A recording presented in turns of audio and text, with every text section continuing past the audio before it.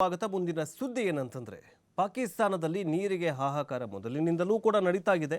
ಈಗ ಪಾಕಿಸ್ತಾನದ ಸ್ಥಿತಿ ತುಂಬಾ ಗಂಭೀರವಾಗಿದೆ. ಐಸಿಯುನಲ್ಲಿ ಒದ್ದಾಡ್ತಾ ಇರುವ ಪೇಷಂಟ್ ತರ ಕಾಣಿಸ್ತಾ ಇದೆ ಪಾಕಿಸ್ತಾನದ ಪರಿಸ್ಥಿತಿ.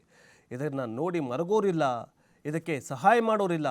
ಆದರೂ ಕೂಡ ತನ್ನ ಉದ್ದಟತನವನ್ನು ಮರೆಯೋದನ್ನು ಬಿಡ್ತಾ ಇಲ್ಲ. ಪಾಕ್ನಿಂದ ಎರಡನೇ ಬಾರಿಗೆ ಕ್ಷಿಪಣಿ ಪರೀಕ್ಷೆ ನಡೆಸ್ತಾ ಇದೆ. ಜೊತೆಗೆ 120 ಕಿಲೋಮೀಟರ್ ಕ್ರಮಿಸಬಲ್ಲವಂತಹ ಫತಾಹ ಖಂಡಾಂತರ ಕ್ಷಿಪಣಿಯನ್ನು ನಿನ್ನೆ ಅಷ್ಟೇ ಪರೀಕ್ಷೆ ಮಾಡಿದೆಯಂತೆ. ಸೇನಾ ಸನ್ನದ್ಧ ಆಗಿರುವುದಾಗಿ ಸಂತಸದ ವಿಚಾರ ನಮ್ಮ ಪಾಕಿಸ್ತಾನ ಸೇನೆ ಸರ್ವಸನ್ನದ್ಧವಾಗಿದೆ ಅಂತ ಶಹಬಾಜ್ ಶರೀಫ್ ಒಂದು ಸಂದೇಶವನ್ನು ರವಾನಿಸಿದಾರಂತೆ. ಅದರ ಬಗ್ಗೆ ನೋಡ್ತಾ ಹೋಗೋದಾದ್ರೆ, ಭಾರತದೊಂದಿಗಿನ ಸಂಬಂಧ ಹಳಿಸ್ತಾ ಇರುವ ಹೊತ್ತಲ್ಲೇ ಪಾಕಿಸ್ತಾನ ಮತ್ತೊಂದು ಕ್ಷಿಪಣಿ ಪರೀಕ್ಷೆ ನಡೆಸಿದೆ. ಎರಡು ದಿನದಲ್ಲಿ ನಡೆದಂತಹ ಎರಡನೇ ಕ್ಷಿಪಣಿ ಪರೀಕ್ಷೆ ಇದಾಗಿದೆ. ಶನಿವಾರವಷ್ಟೇ 450 ಕಿಲೋಮೀಟರ್ ಕ್ರಮಿಸಬಲ್ಲಂತಹ ಮಿಸೈಲ್ ಪರೀಕ್ಷೆ ನಡೆಸಲಾಗಿತ್ತು. ಈಗ 120 ಕಿಲೋಮೀಟರ್ ಕ್ರಮಿಸಬಲ್ಲ ಫತಾಹ ಹೆಸರಿನ ಖಂಡಾಂತರ ಕ್ಷಿಪಣಿಯನ್ನ ಪಡೆಗಳ ಕಾರ್ಯಾಚರಣೆ, ಸಿದ್ಧತೆ ಮತ್ತು ಕ್ಷಿಪಣಿಯ ನಿಖರತೆ ಸೇರಿದಂತೆ ಪ್ರಮುಖ ತಾಂತ್ರಿಕ ಅಂಶಗಳನ್ನು ಇಟ್ಕೊಂಡು ನಿನ್ನೆಯಷ್ಟೇ ಪಾಕಿಸ್ತಾನ ಸೇನೆ ಅದನ್ನು ಪರೀಕ್ಷೆ ಮಾಡಿದೆಯಂತೆ. ಆದರೆ ಪರೀಕ್ಷೆಯಲ್ಲಿ ಎಲ್ಲಿ ನಡೆಸಲಾಗಿದೆ ಅನ್ನೋದು ಮಾಹಿತಿ ಇಲ್ಲ.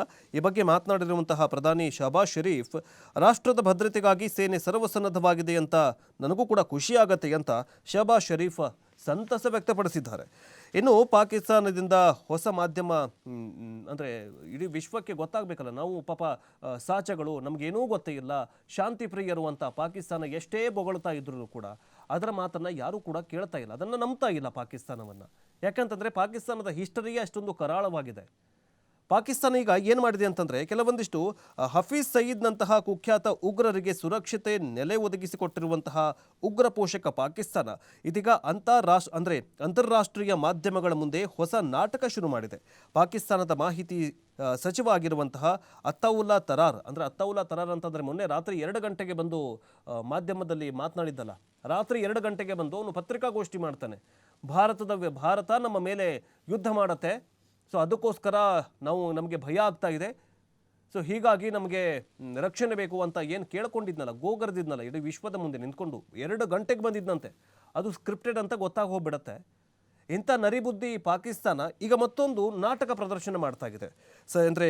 ಮಾಹಿತಿ ಸಚಿವ ಆಗಿರುವಂತಹ ಅತ್ತೌಲ್ಲಾ ತರಾರ್ ಪಾಕ್ ಆಕ್ರಮಿತ ಜಮ್ಮು ಮತ್ತು ಕಾಶ್ಮೀರದ ಗಡಿಗೆ ಸ್ಥಳೀಯ ಮತ್ತು ಅಂತಾರಾಷ್ಟ್ರೀಯ ಪತ್ರಕರ್ತರನ್ನ ಪ್ರವಾಸ ಕರೆದುಕೊಂಡು ಹೋಗಿ ಭಾರತ ಆರೋಪಿಸಿದಂತೆ POK ಗಡಿಯಲ್ಲಿ ಉಗ್ರರ ಅಟ್ಯಾಕೇ ಆಗಿಲ್ಲ, ಅಡುಗು ತಾಣಗಳೇ ಇಲ್ಲ, ಉಗ್ರರ ಬಂಕರ್ಗಳೇ ಇಲ್ಲ. ಏನು ಭಾರತ ನಮ್ಮ ಮೇಲೆ, ಪಾಕಿಸ್ತಾನದ ಮೇಲೆ ಏನದು ಅಪಪ್ರಚಾರ ಮಾಡ್ತಾ ಇದೆಯಲ್ಲ, ಅಲ್ಲಿ ಬಂಕರ್ಗಳಿದ್ದಾವೆ, ಉಗ್ರರ ಅಡುಗು ತಾಣಗಳಿದ್ದಾವೆ ಅಂತ ಹೇಳ್ತಾ ಇದ್ದಾರಲ್ಲ, ಅದಕ್ಕೆ ಅಲ್ಲಿನ ಕೆಲವೊಂದಿಷ್ಟು ಮಾಧ್ಯಮದವರನ್ನು ಕರ್ಕೊಂಡು ಹೋಗಿ, ಅಂತಾರಾಷ್ಟ್ರೀಯ ಮಾಧ್ಯಮದವರನ್ನು ಕರ್ಕೊಂಡು ಹೋಗಿ POKನಲ್ಲಿ ನೋಡಪ್ಪ ಎಲ್ಲಿದೆ ನೋಡಿ ಅಂತಂದ್ಬಿಟ್ಟು ಬಿಟ್ಟಿದಂತೆ. ಪ್ರವಾಸ ಕರ್ಕೊಂಡು ಹೋಗಿ ಅಲ್ಲಿನ ಜನರಿಗೆ ವಿಶ್ವಕ್ಕೆ ಗೊತ್ತಾಗೋ ಹಾಗೆ ಒಂದು ನಾಟಕ ಮಾಡಿದಾರಂತೆ. ಈ ನಾಟಕ ಎಷ್ಟೇ ಮಾಡಿದ್ರು ಕೂಡ ಪಾಕಿಸ್ತಾನದ ನರಿಬುದ್ಧಿ ಈಗಾಗಲೇ ಜಗಜ್ಜಾಹೀರಾಗಿದೆ.